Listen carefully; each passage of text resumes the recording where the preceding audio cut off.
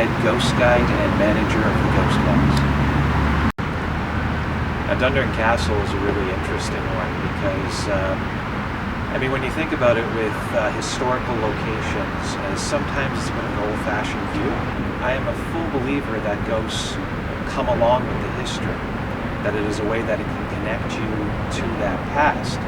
So places like Dundurn Castle, for example, they aren't very open to their ghost stories. They don't outright ban it, but I know they discourage it. They discourage ghost stories being told inside the house, ghost stories shared around, and for this reason we lose a lot of great experiences because this place is just rich with history. So there's no doubt this place is haunted. And one of the stories that was shared to us a few years back, they do Victorian Christmas tours there. And this is a rare opportunity to have workers in the house at night. So what happened is one of the workers is shutting out in the evening and just going around blowing out the candles. And she said she was on the second floor. And from the end of one of the hallways, the bedrooms in the distance, she says she heard a woman singing. Now, it's amazing what goes through your head when you have these ghostly experiences. And I'm going to tell you that for the most part, there's no such thing as a jump scare. You actually rationalize what's going on, and the first thing she thinks is, what a beautiful singing voice. And then she realizes it shouldn't be happening. So at this point, thankfully she keeps her calm enough to blow out the rest of the candles, leaves the house, comes back the next day, and looks for any source, radio that was left behind, something that could cause the singing woman's voice, and there's nothing. So when you have this type of experience, you always dive into the history. And inside the history, we do have an explanation for this. The room where Lady McNabb, this would have been Sir Alan's first wife, where she died was at the end of that hall. And she died of a lung disease. So if you put a little common sense into that, you would think, right, well, if she loved singing in life, she has a lung disease, she can't sing anymore. What's the first thing she's going to do after she dies? Sing. Hi, my name is Leanne Pluthrow. I'm an author, a historical researcher, and a historian in the city of Hamilton. The railroad right below it used to be this old wooden train shed thing. That was great. That was down below there before they redid it. Blue Anna Station's right. That building has so many weird stuff going on because it was used as so many different things. We know that there is spirits of a girl who was pregnant and murdered on her way over here for a better life, and she was bricked up in the basement. We know that there's 16 guys also buried in the basement when the floor had collapsed on top of them from the railroad below. We know there was kids that were raped when it was the school. We know there was deaths in there along the way, and there are many spirits in that place, all different kinds, all different kinds, all different types, mean ones, nice ones. Like there's a little girl in the one locker room. She just looks to play. She likes to open and close the locker doors. And then you've got the dark lady who freaked out. And then the janitor that lived in the attic that killed himself. There's so many different types because of the history the type of building has. Yeah, so you asked me about Century Manor. I'm going to tell you that out of all the historic locations in Hamilton that still remain today, this one just gets me.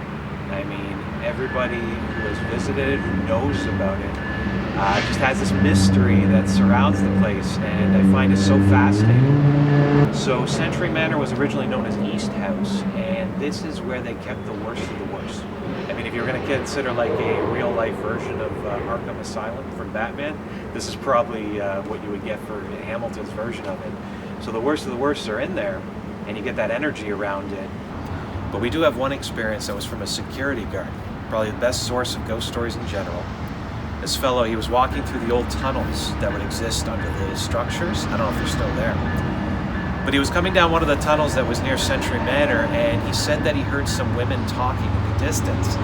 Now, he just assumes it's trespassers, because folks can get in there. There is access points.